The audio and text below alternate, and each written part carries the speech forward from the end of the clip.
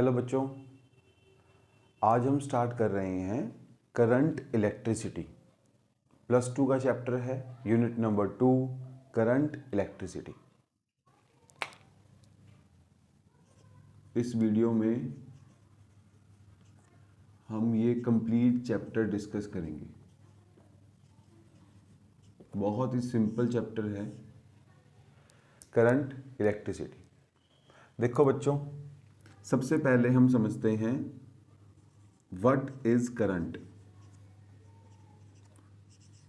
What is electric current. Suppose ये एक point है, इसका पोटेंशियल है V1। जितना पॉजिटिव चार्ज होगा एक्स्ट्रा उतना ही पोटेंशियल होगा। और एक ये पॉइंट है, इसका पोटेंशियल है V2। अब बच्चों यहाँ ये लो, सपोज यहाँ पर ऐसे 6 इलेक्ट्रॉन्स एब्सेंट है और यहाँ 6 इलेक्ट्रॉन्स प्रेजेंट हैं, तो इस पॉइंट का पोटेंशियल नेगेटिव हो जाएगा, इस पॉइंट का पोटेंशियल पॉजिटिव हो जाएगा। ठीक है। अब जब हम इसको यहाँ से ज्वाइन करेंगे तो ये जो इलेक्ट्रॉन्स हैं वो फ्लो करेंगे पॉजिटिव की तरफ। क्लियर? तो जब भी दो पॉइंट्स के बीच में पोटेंशियल डिफरेंस होता है, इलेक्ट्रॉन्स फ्लो करते हैं पोटेंशियल, पॉजिटिव पोटेंशियल की तरफ। इसी फ्लो ऑफ इलेक्ट्रॉन को कहते हैं करंट। तो करंट, इलेक्ट्रिक करंट क्या है? Flow of charge. ठीक है। और इसका मैग्नीट्यूड क्या होगा? कितना करंट फ्लो किया? Magnitude is rate of flow of charge through given area. अब जैसे हमारे पास ये एक रॉड है या एक कंडक्टर है, इसमें से चार्ज फ्लो कर रहा है। ठीक है। और चार्ज जो फ्लो हुआ that is Q। Q is flow of charge. Charge इतना फ्लो हो गया। इसने जो टाइम लिया यहां से क्रॉस होने में वो T है, टाइम टेकन। तो यहां से चार्ज फ्लो हुआ है, तो हम कहेंगे यहां से करंट कितना फ्लो हुआ है? Current is charge flow upon time taken. ठीक है। This is the basic concept for current. Current क्या है? चार्ज कितना फ्लो हुआ, कितने टाइम में फ्लो हुआ। ठीक है बच्चों। अब इस हिसाब से करंट के यूनिट्स क्या होंगे? करंट के यूनिट्स हैं एम्पेयर ए। तो 1 एम्पेयर क्या होगा? 1 कूलम पर सेकंड। जब 1 कूलम चार्ज 1 सेकंड में क्रॉस कर जाता है तो करंट कहलाता है 1 एम्पेयर। ठीक है। तो ये है यूनिट्स ऑफ करंट। अब बच्चों देखो,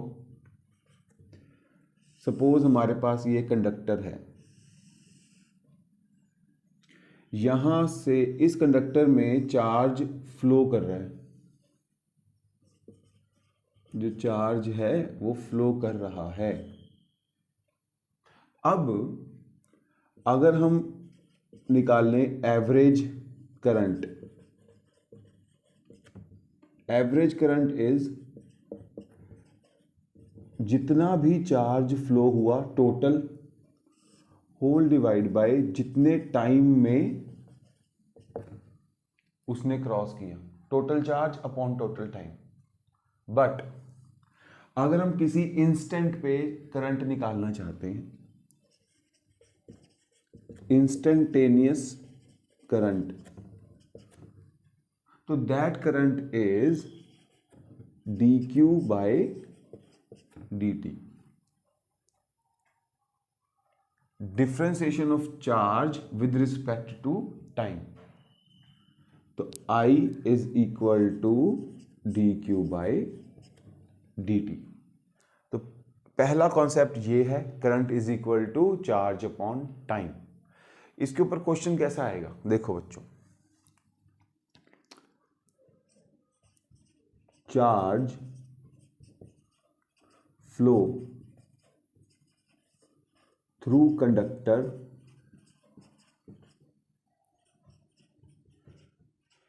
follows equation q is equal to 4t square 3t plus 9। जो चार्ज फ्लो कर रहा है वो इस इक्वेशन को फॉलो कर रहा है। Find current, find current eight t is equal to 2 seconds। Clear? तो इस क्वेश्चन में हम क्या करेंगे, Q दिया हुआ है हमें, चार्ज की इक्वेशन दी हुई है, हमें करंट पूछे किसी भी इंस्टेंट पे। इंस्टेंट क्या है, 2 सेकेंड्स।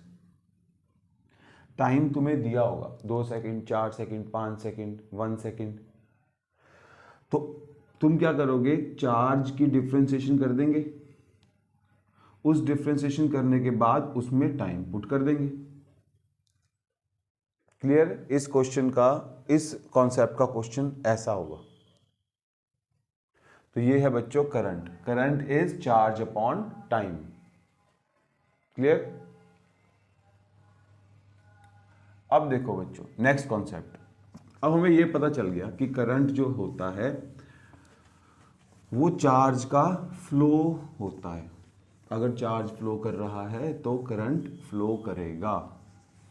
अब चार्ज फ्लो करवाने के लिए हमें कंडक्टर को किसी फील्ड में रखना होता है। देखो अब नेक्स्ट कॉन्सेप्ट आता है कि चार्ज कितनी स्पीड से फ्लो कर रहा है। तो कौन सा कॉन्सेप्ट है, ड्रिफ्ट वेलोसिटी।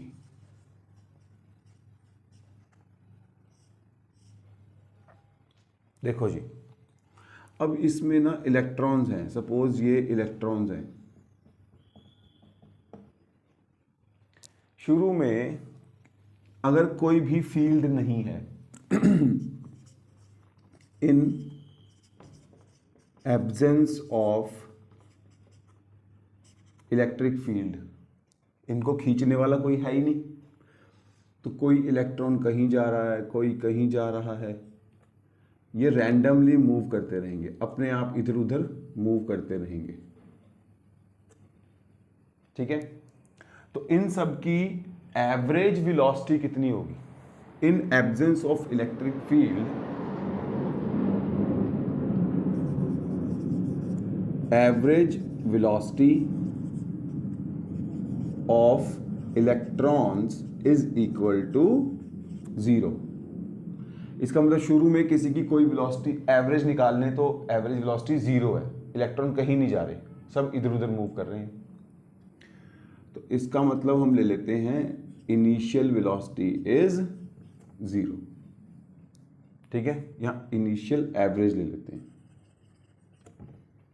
ठीक है बच्चों, अब जब हम यहां पर एक फील्ड लगा देंगे ऐसे, ये इलेक्ट्रिक फील्ड है, इसका मतलब यहां कहीं पॉजिटिव होगा, यहां नेगेटिव होगा। अब वो पॉजिटिव सारे इलेक्ट्रॉन्स को अपनी तरफ खींचेगा, तो ये सारे इलेक्ट्रॉन्स पॉजिटिव की तरफ भागेंगे।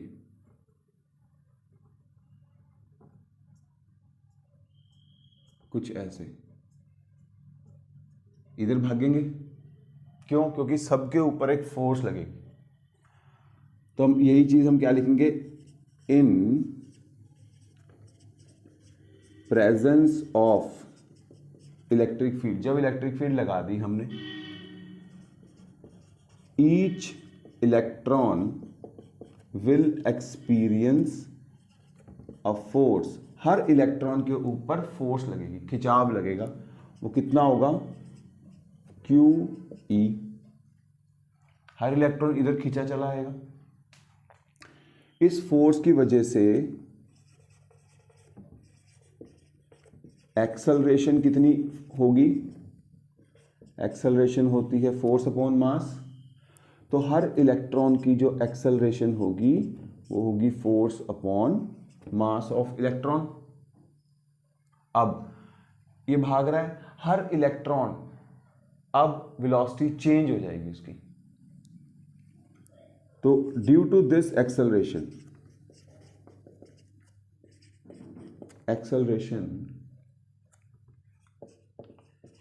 फाइनल वेलोसिटी क्या होगी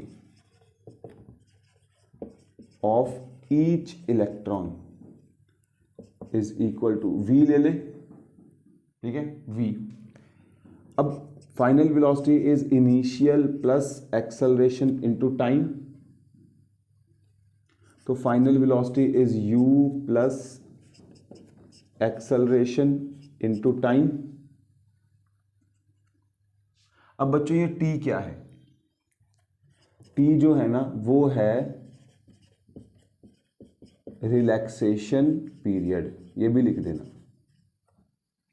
जब हम इलेक्ट्रॉन को खींचते हैं, ये जब इलेक्ट्रिक फील्ड इलेक्ट्रॉन को इधर खींचेगी तो इलेक्ट्रॉन आपस में टकराएंगे, कोलिजन्स होगी, जो फोर्स है वो तब तक काम करेगी जब तक टक्कर नहीं होती। जैसे ही वो दूसरे इलेक्ट्रॉन से टकरा जाएगा इस फील्ड का इफेक्ट खत्म हो जाएगा, उस टकराने के बाद फिर से फील्ड इसे खींचेगी, तो फोर्स का इफेक्ट कब तक रहेगा, जब तक कोलिजन नहीं होती। दो कोलिजन्स के बीच का जो टाइम पीरियड होता है, दो कोलिजन्स के बीच का जो टाइम है वो होता है t, तभी तक ये इक्वेशन को फॉलो करेगा, उसके बाद फिर रुक जाएगा, फिर इलेक्ट्रिक फील्ड खींचेगी इसको। क्लियर है? तो इलेक्ट्रॉन की वेलोसिटी कितनी हो गई, इतनी, क्योंकि फोर्स लग रही है। बट हमें क्या चाहिए, एवरेज वेलोसिटी, ठीक। तो फाइनल एवरेज वेलोसिटी क्या होगी, u एवरेज प्लस एक्सेलरेशन तो सबकी ही सेम है, एवरेज टाइम, ये देखो बच्चों, ठीक है। अब शुरू में एवरेज वेलोसिटी कितनी थी, 0, तो इसका मतलब फाइनल एवरेज वेलोसिटी क्या हो जाएगी, 0 plus acceleration into average relaxation period. तो बच्चों ड्रिफ्ट वेलोसिटी कितनी होगी, EM tau, where tau is average relaxation period। आया समझ? दिस अब इलेक्ट्रोस्टैट्स में हमने पढ़ा, अगर ये कंडक्टर L लेंथ का है, ठीक है जी, इस कंडक्टर की लेंथ है L, इसको मैं मान लेता हूं A और इसको मान लेता हूं B, तो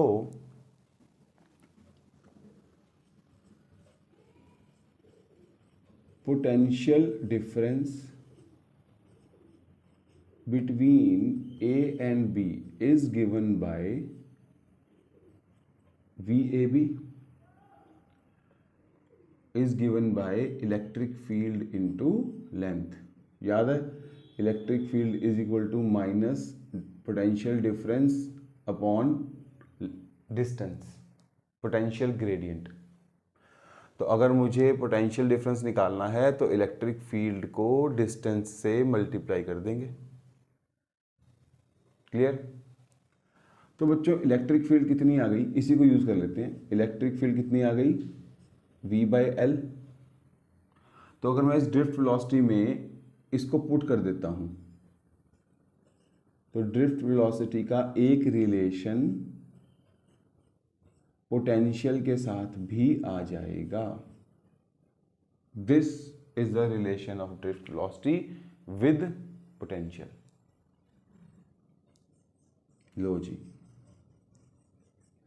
और ये है drift velocity with electric field. Clear बच्चों?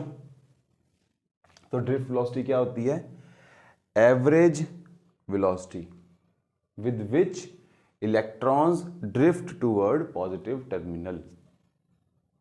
ठीक है, तो मैं लिख देता हूं यहां पर, drift velocity is average velocity with which free electrons drift towards positive terminal of battery. That's it. अब देखो नेक्स्ट कॉन्सेप्ट। अब हमें ड्रिफ्ट वेलोसिटी पता चल गई। अब जितनी ज़्यादा स्पीड होगी उतना ज़्यादा तेज़ इलेक्ट्रॉन भागेगा और उतना कम टाइम लेगा, तो करंट उतना ही ज़्यादा बढ़ जाएगा। तो नेक्स्ट कॉन्सेप्ट है करंट एंड ड्रिफ्ट वेलोसिटी। लो जी, करंट एंड ड्रिफ्ट वेलोसिटी। उसके लिए हम क्या करेंगे, देखो बच्चों, अब मैं सपोज कर लेता हूं ये कंडक्टर है,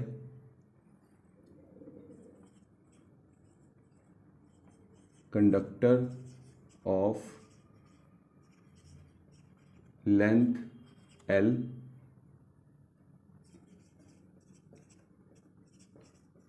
क्रॉस सेक्शनल एरिया A, इसका ये जो क्रॉस सेक्शनल एरिया है वो A है और लेंथ L है। इसका मतलब इस कंडक्टर का वॉल्यूम क्या होगा, एरिया इनटू लेंथ। ठीक है। नाउ अगर हम ये सपोज करें, let free electrons per unit volume is small n। इस कंडक्टर में पर यूनिट वॉल्यूम, छोटे से वॉल्यूम में जो इलेक्ट्रॉन्स हैं वो कितने हैं, n फ्री इलेक्ट्रॉन्स। ठीक है, तो इतने बड़े कंडक्टर में कितने होंगे,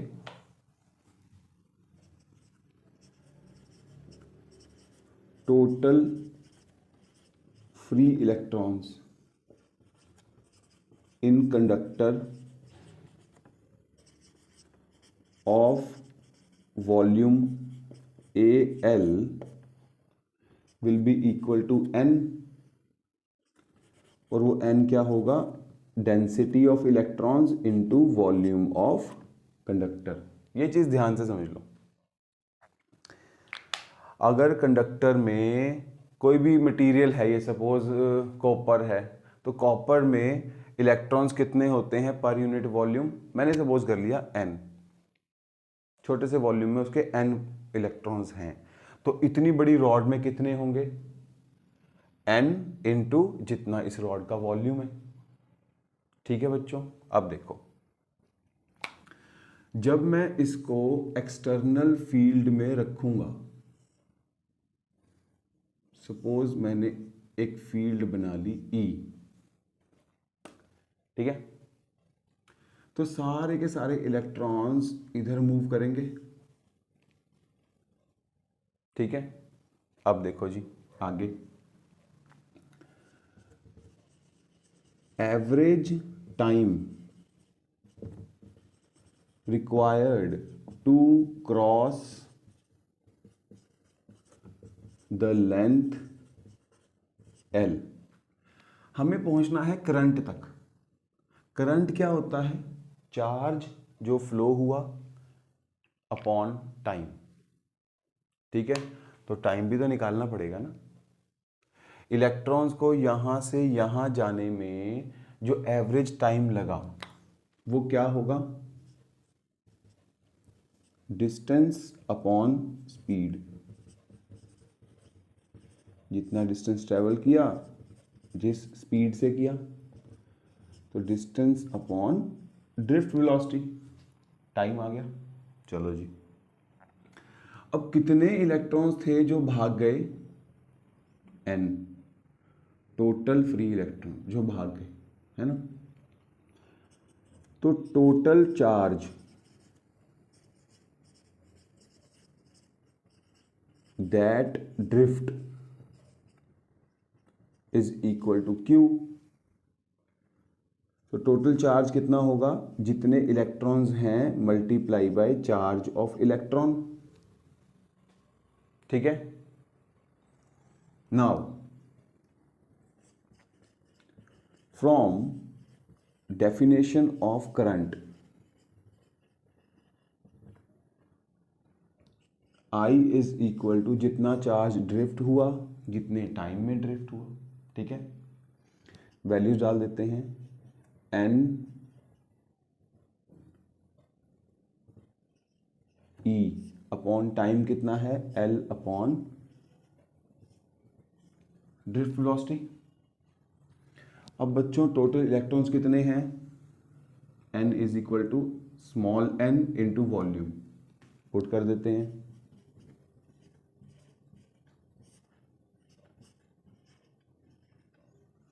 ठीक है बच्चों, तो इस एक्सप्रेशन में L से L कैंसिल हो जाएगा, ड्रिफ्ट वेलोसिटी घूम के ऊपर चल जाएगी, तो करंट कितना आ गया?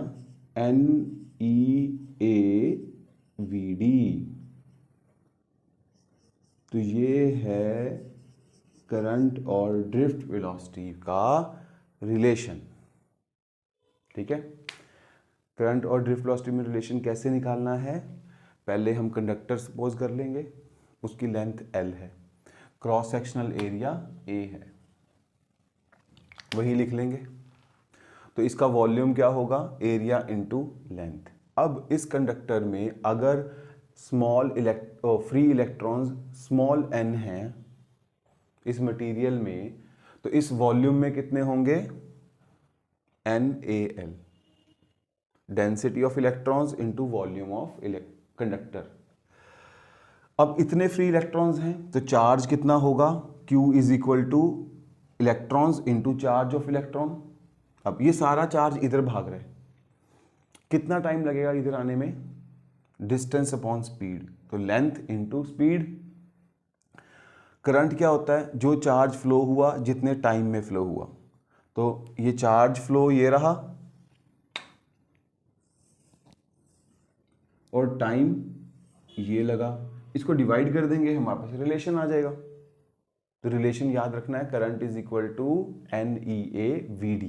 इसमें N क्या है? डेंसिटी ऑफ इलेक्ट्रॉन्स, E क्या है? चार्ज ऑफ इलेक्ट्रॉन, A क्या है? क्रॉस सेक्शनल एरिया, कंडक्टर कितना मोटा है, कितना क्रॉस सेक्शनल एरिया है उसका, और VD is drift velocity. Clear बच्चों? चलो जी, नेक्स्ट हम देखते हैं कि अब चार्ज ने भागना भी शुरू कर दिया। अब जब भागना शुरू कर दिया इसने, तो उसका करंट किस चीज पे डिपेंड कर रहा है? पोटेंशियल डिफरेंस पे। इसको एक्सप्लेन किया ओम्स ने। नेक्स्ट हमारे पास आता है ओम्स लॉ। देखो बच्चों, अब हमारे पास ये कंडक्टर है एक, इस एक्सप्रेशन में ना हम रेजिस्टेंस भी निकाल देंगे, रुकावट। ये हमारे पास एक कंडक्टर है, ठीक है, इसका ये पॉइंट है A, ये पॉइंट है B। अगर यहां पर वोल्टेज पोटेंशियल है 20 वोल्ट, यहां पर भी पोटेंशियल है 20 वोल्ट, ठीक है, तो ये 20 वोल्ट इलेक्ट्रॉन्स को जितना पुश कर रहे हैं इधर, ये 20 वोल्ट्स भी उसको इधर उतना ही पुश कर रहे हैं, तो करंट तो फ्लो होगा ही नहीं। तो इसका रीजन क्या है कि जिन दो पॉइंट्स के बीच में करंट ने फ्लो होना था उन दोनों का जो पोटेंशियल है वो सेम है, 20-20, तो डिफरेंस तो है ही नहीं। अब बच्चों अगर मैं इसको 2 कर दूं, इसको 20 रखता हूं, तो यहां से पॉजिटिव फोर्स ज्यादा लगेगी, यहां पे उतनी नहीं लग पाएगी, तो इलेक्ट्रॉन्स इधर को फ्लो हो जाएंगे। तो जब इलेक्ट्रॉन्स फ्लो हो जाएंगे हम कहेंगे करंट फ्लो कर रहा है। यही ओम्स ने समझाया अपने लॉ में। ओम्स ने क्या कहा कि करंट इन या current between 2 points, electric current between 2 points, 2 points के बीच में जो इलेक्ट्रिक करंट है वो किस पे डिपेंड करता है? Depends upon potential difference between those points. Clear है? मैथमेटिकली लिखें तो करंट जो है वो प्रोपोर्शनल है किसके? पोटेंशियल डिफरेंस के। Current between A and B is proportional to potential between A and B. अब अगर सपोज यहां मैं कोई प्लास्टिक का टुकड़ा लगा देता हूं, ये लो, ये देखो,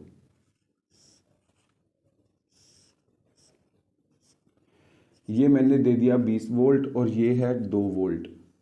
एक और टुकड़ा ले लिया,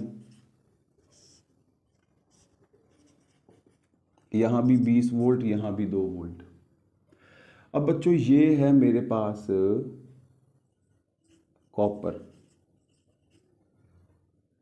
ठीक है, और ये है कोई ऐसा एलिमेंट जो नॉन कंडक्टर है, कुछ प्लास्टिक है मेरे पास, ठीक है।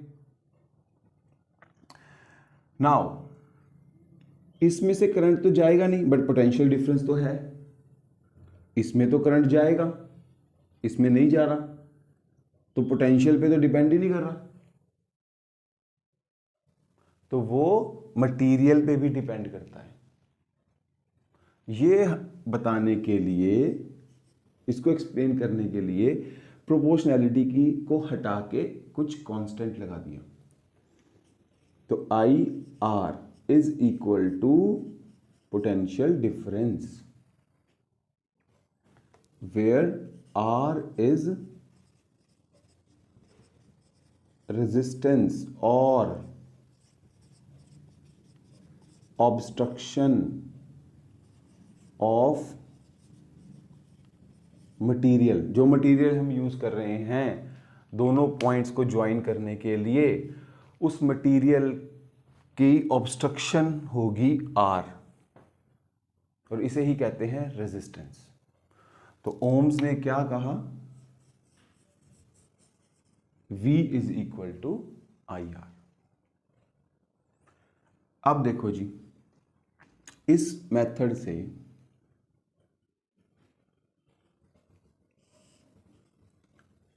अगर मैं वी आई ग्राफ बनाता हूं, ठीक है, मैंने मटेरियल कांस्टेंट कर दिया, कॉपर ले लिया बस, और कुछ नहीं है मेरे पास, ये लो, कॉपर का रेजिस्टेंस तो कांस्टेंट है ना, मटेरियल कांस्टेंट कर दिया मैंने। जैसे मैं ये एक और कंडक्टर ले लेता हूँ, कॉपर की वायर ले ली मैंने, ये एक और ले ली, ये 2 वोल्ट है, इसको मैंने 40 वोल्ट्स कर दिया, ये 2 वोल्ट्स है, अब इसको 60 कर दिया। यहाँ पर जो पोटेंशियल डिफरेंस आ रहा है वो 18 का है, यहाँ जो आ रहा है वो 38 का है, यहाँ पोटेंशियल डिफरेंस है 58 का। तो पोटेंशियल डिफरेंस बढ़ता जा रहा है, पोटेंशियल डिफरेंस बढ़ता जा रहा है तो करंट भी बढ़ता जाएगा। क्यों? क्योंकि मटेरियल सेम है। तो अगर वी आई ग्राफ देखें तो भाई वो ऐसा होगा, जितना पोटेंशियल बढ़ाते जाओगे उतना करंट बढ़ता जाएगा। ठीक है। अब इस ग्राफ में बच्चों अगर स्लोप देखें, स्लोप क्या होती है? टैन थीटा इस एंगल का टैन, और टैन थीटा होता है परपेंडिकुलर अपॉन बेस। तो परपेंडिकुलर तो v है, बेस i है, तो स्लोप किसकी याद दिला रहा है? v अपॉन आई, वो क्या होगा? r। ठीक है। तो वी आई ग्राफ की जो स्लोप होगी वो क्या होगी? रेजिस्टेंस। क्लियर है? तो अगर हम ये दो ग्राफ देखें, ये A है, ये B है, ये V है, ये I है, किसका रेजिस्टेंस ज़्यादा है? A का। Resistance of A is greater than resistance of B। क्यों? क्योंकि उसका ये एंगल बड़ा है B से, तो उसकी स्लोप ज़्यादा होगी। क्लियर? बट अगर क्वेश्चन में ये ग्राफ ही उल्टा हो जाए, तुम्हें वी आई दे दिया, अब फिर से वही ए बी, अब इसमें उल्टा हो जाएगा, जिसकी स्लोप ज़्यादा है उसका रेजिस्टेंस कम हो जाएगा, तो resistance of A will be less than resistance of B, क्योंकि ये उल्टा ग्राफ है ना। ठीक है। तो ये है बच्चों ओम्स लॉ। ओम्स लॉ ने जो रिलेशन दिया, उसका जो कंडक्टर्स ओम्स लॉ को फॉलो करते हैं उसे हम कहते हैं ओहमिक कंडक्टर। कुछ मटेरियल्स जो इसको फॉलो नहीं करते वो होते हैं सेमीकंडक्टर्स।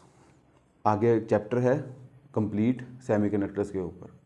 उनमें क्या होता है कि जब हम पोटेंशियल बढ़ाते हैं उनके इलेक्ट्रॉन्स फ्लो करना शुरू नहीं करते, एकदम से शुरू नहीं करते, उनके पास फ्री इलेक्ट्रॉन्स नहीं होते। पहले हमें पोटेंशियल इंक्रीज करके इलेक्ट्रॉन्स को फ्री करना होता है, फिर जाके वो मूव करते हैं। तो दोज मटेरियल्स आर सेमीकंडक्टर और नॉन ओहमिक डिवाइसेस जो इस लॉ को फॉलो नहीं करते। क्लियर? चलिए देखो, अब हमें ये पता चल गया कि current is proportional to voltage और current I R is equal to V. तो I is equal to V by R. अब हम ये R क्या है ये फाइंड करते हैं।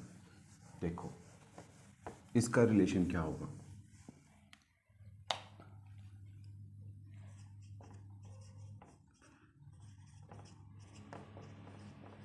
एक्सप्रेशन फॉर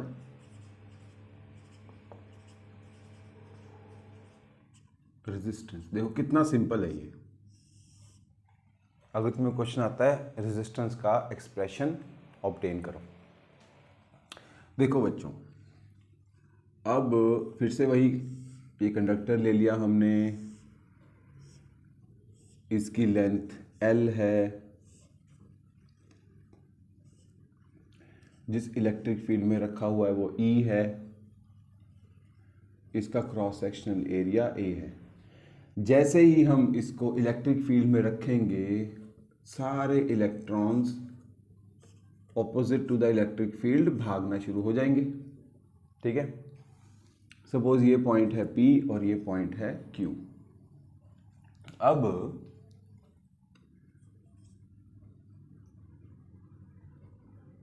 हम क्या देखेंगे, as current I is equal to NEA VD अभी फाइंड किया था ना, current is equal to NEA VD। Also इसे हम कैसे, इस एक्सप्रेशन को कैसे और डीप जा सकते हैं, मैं VD की वैल्यू पुट कर देता हूं, ड्रिफ्ट वेलोसिटी, ठीक है। बट इलेक्ट्रिक फील्ड तो होती है potential difference upon distance between the points, ठीक है बच्चों। नाउ मैग्नीट्यूड है ये, तो इलेक्ट्रिक फील्ड की वैल्यू अगर मैं डाल दूं तो करंट क्या बन गया, NE² potential difference upon length into tau. मैंने कुछ नहीं किया, इस पोटेंशियल डिफरेंस इन दोनों के बीच में मैंने V ले लिया, और इन दोनों पॉइंट्स के बीच में जो लेंथ है वो L है, डिस्टेंस L है ना। अब इसको मैंने इधर पुट कर दिया E में, तो ये एक्सप्रेशन बन जाएगा। इसको रीअरेंज कर लें अगर हम, तो क्या ये एक्सप्रेशन ऐसे बन सकता है,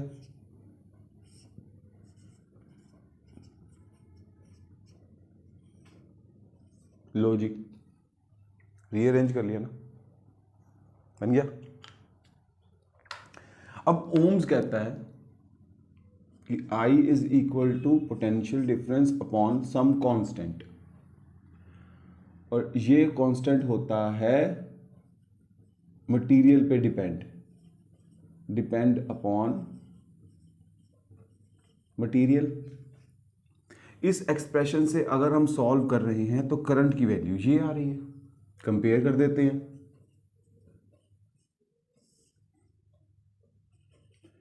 मास of electron, length of conductor, density of electrons, area, charge. तो ये जो एक्सप्रेशन है ये भी तो कंडक्टर पे डिपेंड कर रहा है ना, length of conductor, area of conductor, nature of conductor, बाकी सब कांस्टेंट है। तो this is R, hence proved, Ohm's law भी प्रूव हो गया। On comparing we get resistance is equal to mass of electron, density of electrons, charge of electron, tau into L by A। तो इस expression को I is equal to NEA VD अगर मैं और solve करूं तो मेरे पास लास्ट में रेजिस्टेंस का भी एक्सप्रेशन आ जाता है, और ओम्स लॉ भी प्रूव हो सकता है, I is equal to V by some constant R। तो ये है बच्चों रेजिस्टेंस का एक्सप्रेशन, ठीक है। अब रेजिस्टिविटी भी देख लेते हैं हम, ये तो रेजिस्टेंस है ना, रेजिस्टिविटी यही दिखा देते हैं, चलो देखो। अब एक कंडक्टर का जो रेजिस्टेंस होगा that will be mass of electron, density of electrons, electrons के चार्ज का whole square, tau into L by A। अब देखने वाली बात ये है, इस एक्सप्रेशन में सिर्फ लेंथ और एरिया है जो एक्सटर्नल फैक्टर्स हैं। जैसे हमने कॉपर की वायर ले ली, for same material, suppose copper, मैंने कॉपर की एक वायर तो ऐसे ले ली और एक वायर ऐसे ले ली, दोनों कॉपर हैं। अगर दोनों कॉपर की वायर्स हैं तो दोनों का मास ऑफ इलेक्ट्रॉन तो सेम रहेगा, डेंसिटी भी मटेरियल पे डिपेंड करती है इलेक्ट्रॉन्स की, चार्ज भी सेम रहेगा, रिलैक्सेशन पीरियड भी सेम रहेगा क्योंकि कॉपर है। बात किस पे आएगी, सिर्फ लेंथ पे, इसकी लेंथ ज्यादा है, और क्रॉस सेक्शनल एरिया पे।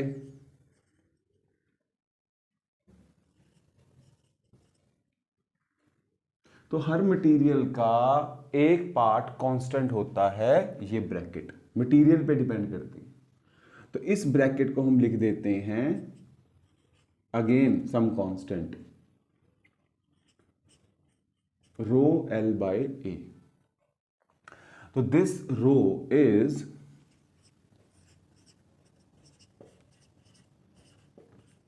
specific resistance.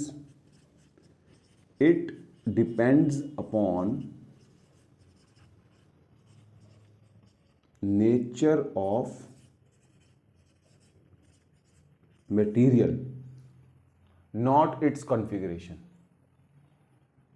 वो मटेरियल कौन सा है, तो ये है स्पेसिफिक रेजिस्टेंस। तो resistance is equal to rho L by A। Clear है बच्चों? अब देखो ये सारे कॉन्सेप्ट्स हैं, इसे इसके नोट्स बनाते जाना, समझते जाना। न्यूमेरिकल्स प्रॉब्लम्स हम अलग वीडियो में करेंगे, फिर कंबाइंड वीडियो कर लेंगे। देखो जी, हम अब पढ़ेंगे रेजिस्टेंस को थोड़ा डीपली।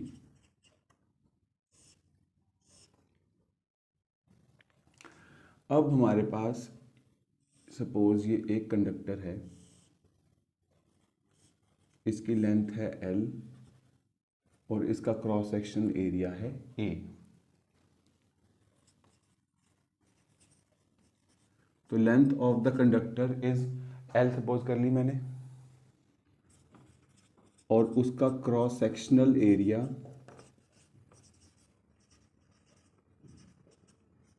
A सपोज कर लिया, ठीक है।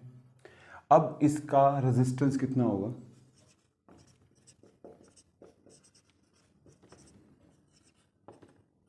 स्पेसिफिक जितना इसका रेजिस्टिविटी होगी रो L by A, ठीक है। इसको मैं और डीपली एक्सप्लेन करूं तो, या और इलेबोरेट करूं तो M N E square tau into L by A। लो जी, अब हमने इस टॉपिक में पढ़ना क्या है, वेरिएशन। रेजिस्टेंस कैसे कैसे चेंज हो सकता है, वेरिएशन ऑफ रेजिस्टेंस।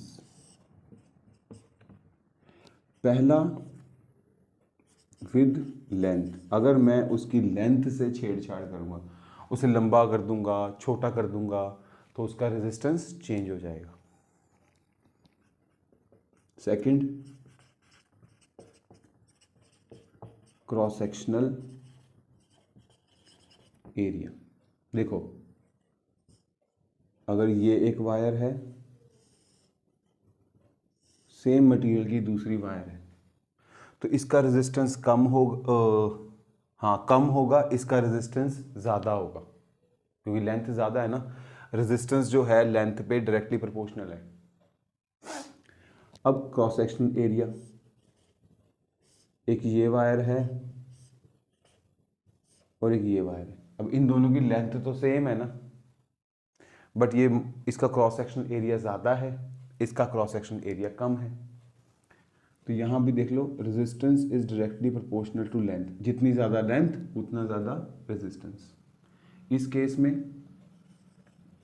जो रेजिस्टेंस है वो एरिया के इनवर्सली प्रोपोर्शनल है। देखो डिनोमिनेटर में आ रहा है ना A, तो जितना ज़्यादा एरिया उतना कम रेजिस्टेंस।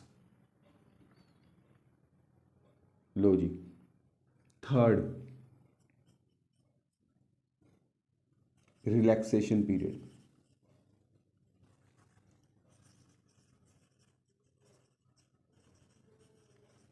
भाई इलेक्ट्रॉन भाग रहे हैं,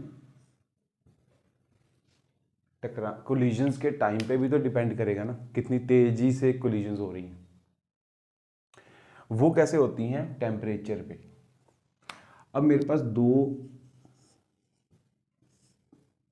ये रॉड्स हैं, दोनों का मटेरियल सेम है, लेंथ सेम है, एरिया सेम है, सब कुछ सेम है। इसका टेम्परेचर है T1 और इसको मैंने गर्म कर दिया T2 पे। T2 is greater than T1। अब ये रॉड ना ज़्यादा गर्म हो गई है। जब ज़्यादा गर्म हो जाएगी तो इलेक्ट्रॉन्स एक्साइटेड हो जाएंगे, वो जल्दी जल्दी टकराएंगे। इलेक्ट्रॉन एक्साइट हो गए और ज़ोर से टकरा रहे हैं और जल्दी टकरा रहे हैं। जब और जल्दी से टकराएंगे तो रिलैक्सेशन पीरियड घट जाएगा। अब रिलैक्स नहीं है ना वो, तो जब रिलैक्सेशन पीरियड घट जाएगा तो रेजिस्टेंस बढ़ जाएगा। आया समझ?